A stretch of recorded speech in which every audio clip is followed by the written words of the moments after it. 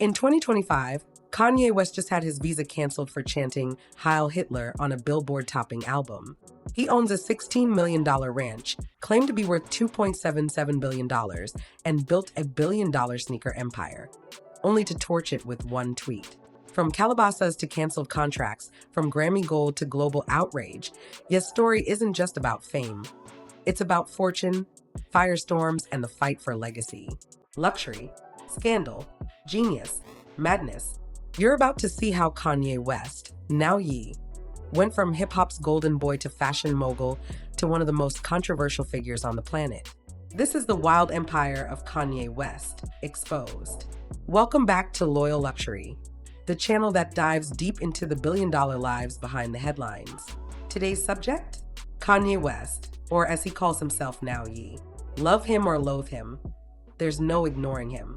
He's the man who turned heartbreak into platinum, who built Yeezy into a cultural currency, and then burned bridges with the world's biggest brands. His lifestyle screams excess, private jets, custom Maybachs, Wyoming mansions, but his mouth, it may have cost him everything. Get ready, because this story isn't just about a celebrity, it's about the price of saying anything when the world's always watching. Chapter 1. The Rise of a Musical Genius, 1977 to 2004. Born in the heart of Atlanta and raised in Chicago's South Side, Kanye Omari West's story begins with rhythm in his veins and poetry in his mind. After his parents divorced, young Kanye was raised by his mother, Donda, a fierce academic who nurtured his brilliance. By 14, he bought his first keyboard. By 20, he dropped out of college to chase music full-time. That gamble? It changed everything. In 2001, Kanye produced for Jay-Z's The Blueprint, laying down tracks that would define an era. But labels dismissed him as just a producer. He wanted more, he wanted the mic. His ambition, unrelenting. His confidence, unshakable. When he finally dropped The College Dropout in 2004, it exploded. 441,000 copies in the first week. Tracks like All Falls Down and Jesus Walks redefined hip-hop's boundaries. He wasn't just another rapper. He was an artist with a mission. And he wasn't afraid to wear pink polos while doing it. The album won 3 Grammys, launched good music, and gave voice to the misfits, the dreamers, the college dropouts. Kanye had arrived, not as a product of the system, but as a revolutionary reshaping it. Chapter 2.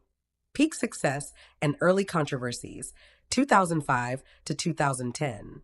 With late registration in 2005, Kanye proved lightning can strike twice. The album debuted at number 1, selling 860,000 in its first week. Gold Digger ruled the charts, and Ye was now hip-hop royalty. But he didn't come to play it safe. Then came the moment that shook the nation, Hurricane Katrina's benefit concert. Live on air, Kanye said, "George Bush doesn't care about black people." The statement went viral. Half the country hated him. The other half hailed him as brave. Award shows became battlegrounds. At the 2004 American Music Awards, Kanye stormed out after losing Best New Artist. He told the press he was definitely robbed. That raw honesty, sometimes abrasive, sometimes visionary, became his signature.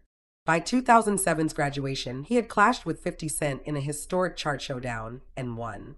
Kanye wasn't just a rapper anymore. He was a disruptor. He was culture. But the tension between artistry and ego had begun. And the world? It couldn't look away. Chapter 3. Current Controversies and Australia Visa Cancellation, 2025.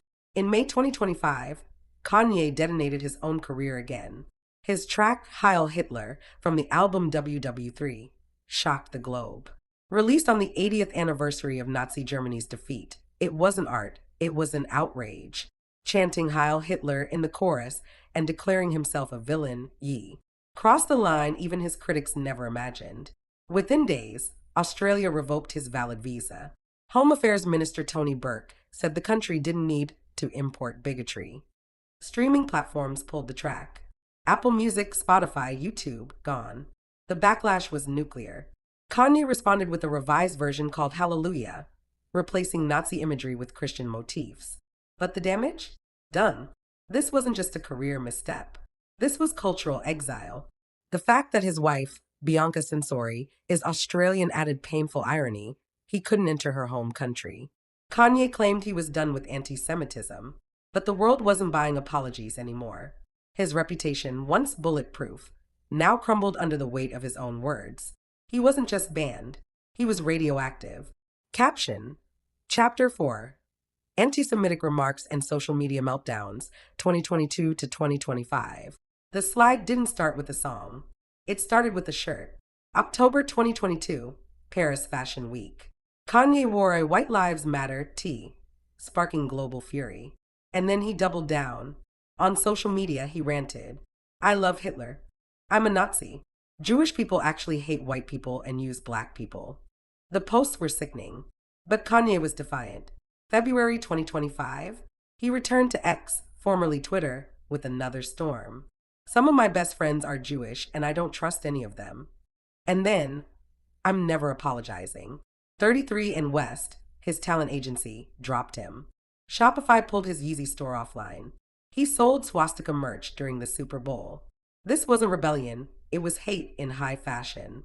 Experts reminded the public, yes, Kanye is bipolar, but mental illness doesn't excuse racism. His words had real impact. Online hate surged. Anti-Semitic incidents spiked. He wasn't just ranting into the void, he was inspiring violence. The man who once made the world sing was now pushing it toward division. Kanye wasn't just canceled, he became a symbol of everything we fear in unchecked fame. Caption: Chapter 5: Business Empire and Net Worth Fluctuations. Once, Kanye West was America's richest black man. In 2021, Forbes listed him as a billionaire. By 2025, that empire trembles. He claims a net worth of $2.77 billion, thanks to Eaton Venture Services. But most experts? They say $400 million. Why? Because Adidas dropped him. The Gap vanished. Balenciaga fled. The Yeezy royalty stream, once $200 million per year, has dried to a drip. Yet his assets remain. A $16 million Calabasas estate. A 6,700-acre ranch in Wyoming. Multiple commercial properties. His music catalog? Valued at $80 million. Yeezy brand? Estimated at $500 million. All 100% owned by Ye. He's still moving money. Music royalties. Private real estate deals. But without partnerships, the machine grinds slower. His fall isn't just public, it's financial. The mogul once courted by Wall Street is now a liability. Still, he claims independence. "I don't need Adidas. I am Adidas," he once said. But the numbers suggest otherwise. This isn't just about wealth, it's about the cost of defiance. And Kanye's balance sheet reflects it all, from private jets to public debt. Chapter 6: Luxury Lifestyle and Personal Relationships.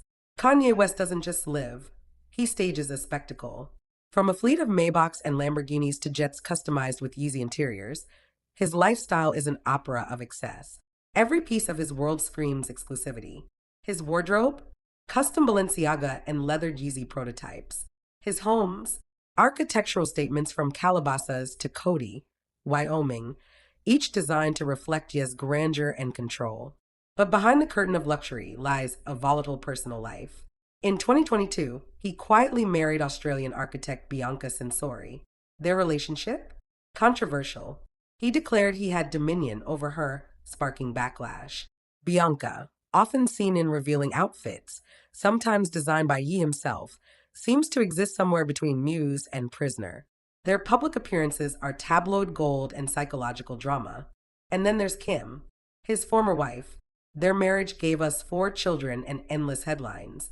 West struggles with co-parenting and accusations of control have made family court battles public theater. Still, he says everything he does is for his kids. But the world watches with concern. In Ye's kingdom, personal life blends with public performance. Love, family, luxury, it's all content.